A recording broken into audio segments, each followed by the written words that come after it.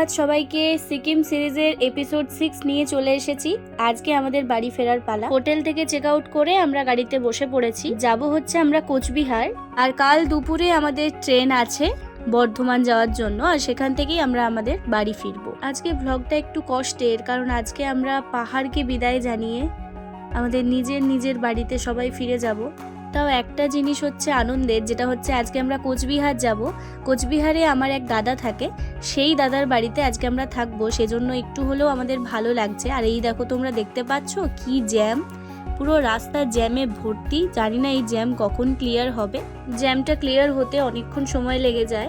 আর আমরা আমাদের লাঞ্চটা কিন্তু রাস্তাতেই করে ফেলেছি, সেটা তোমাদের সাথে শেয়ার করা হয়নি। তো শিলিগুড়িতে এসে আমরা এখন বাসে বসে পড়েছি, আর এই বাসে করেই আমরা যাব হচ্ছে কোচবিহার। প্রথম দিন শিলিগুড়িতে নিতে আসা গাড়ি করে এবং শিলিগুড়ি অবধি পৌঁছে দেওয়া, এটা ট্রাভেল এজেন্সি থেকেই ইনক্লুড ছিল। আর এই দেখো, দেখতে দেখতে আমরা চলে এসেছি কোচবিহারে। তো এখন আমরা আছি হচ্ছে কোচবিহারের মধ্যে মধুপুর বলে যে গ্রাম, সেখানেই আমরা আছি। আর এখানে কদিন ধরে মেলা বসেছে, আর আজকে হচ্ছে মেলার শেষ দিন, তাই আমাদেরও বেশ মজা হয়েছে, কারণ মেলা পেয়ে গেছি লাস্টের দিনে, তাই মন খারাপটা একটু হলেও কমেছে। তো আমরা মেলায় অনেক শপিং করেছি, অনেক ঘুরেছি, অনেক নতুন খাবার ট্রাই করেছি, স্পেশালি জিলিপি। এখানে জিলিপিটা এত সুন্দর বানায় যে ওইরকম জিলিপি আমি আমার লাইফে প্রথমবার খেয়েছি। খুব সুন্দর, ইচ্ছে আছে আরও কোনোদিন একবার আমি নিশ্চয়ই ট্রাই করব। আর এখানে আজকে এসেছিল অনিন্দ রুজ। তো চলো তোমাদের সাথে এই অনিন্দদার গানটা একটুখানি শেয়ার করি, তোমরাও শোনো। ওহে বল্লা গো মায়া মানে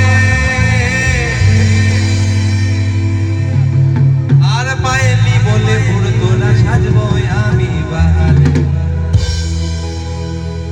আর বাসি ভাতে নুন লঙ্কা লুচি মজা করি হে, লইতো নবীদের মজায় আখি খানা খালি, ওরে ভাদুর গলায় দুলে মালা, আরে দেখবি যদি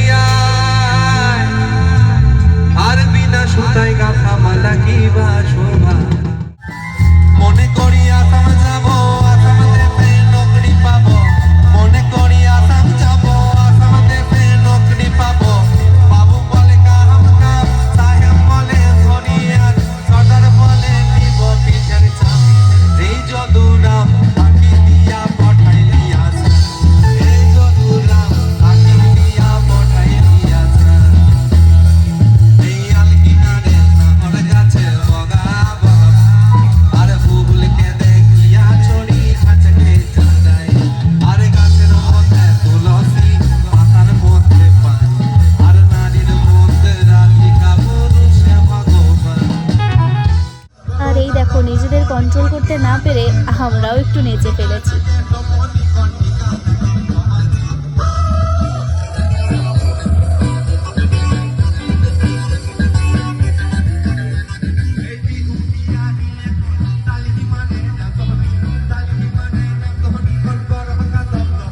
আর এই যে মেলায় আমরা কিছু ছবি তুলেছি, সেগুলো তোমাদের সঙ্গে শেয়ার করলাম, কারণ এখানে আমি ব্লগ কন্টিনিউ করতেই ভুলে গেছি।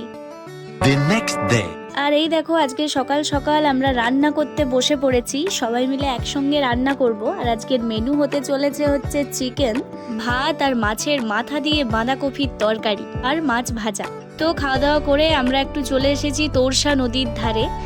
সত্যি বলতে কি, আমি এরকম গ্রাম আমার লাইফে ফার্স্টবার দেখলাম। এত সুন্দর গ্রামও যে হতে পারে, সেটা হয়তো এই গ্রাম না দেখলে হয়তো বুঝতে পারতাম না। এখানে মানুষের এত ভালো ব্যবহার, সবার মধ্যে যে আন্তরিকতা, সেটা হয়তো এখনকার দিনে পাওয়া খুবই দুষ্কর। এখানের মানুষরা সত্যি খুবই ভালো। আর এই দেখো, আমরা চলেও এসেছি আর ট্রেনেও বসে পড়েছি। মনটা খুবই খারাপ লাগছে, কিন্তু বাড়ি তো ফিরতেই হবে। আমাদের মন ভালো করার জন্য ও আমাদের গল্প পড়ে শোনাচ্ছে। মূর্তি দেখে আমি যখন ছিটকিনিটা খোলবার চেষ্টা করছি, তখন হঠাৎ মূর্তিটার চেহারা বদলে গেল। দেখলাম এলানো চুল, পাহাড়ি মেঘ খিলখিল করে আসছে, তার গলায় অনেক রঙের পাথরের মালা, সে তার এমন লম্বা হাত আমার দিকে বাড়িয়েছিল। ছিটকিনিটা না খুলতে পারলে সে আমাকে নির্ঘাত ধরে ফেলবে। তোমরা কি সেই বিকট হাসি শুনতে পাওনি? ডাক্তার মহান্তি মাথা নেড়ে বললেন, আমি কিছু শুনতে পাইনি। এরকম সারা রাস্তা গল্প করে গল্প শুনে আমাদের কেটে গেছে। আর এই যে দেখতে দেখতে আমরা পৌঁছে গেছি বর্ধমান। এখন বাজছে হচ্ছে মোটামুটি ওই 3টে 3:30 হবে হয়তো। এরপর বাড়ি ফেরার পালা। তো সিকিম সিরিজটা এখানেই শেষ করলাম। কেমন লাগলো পুরো সিরিজটা অবশ্যই কিন্তু জানিও। টাটা।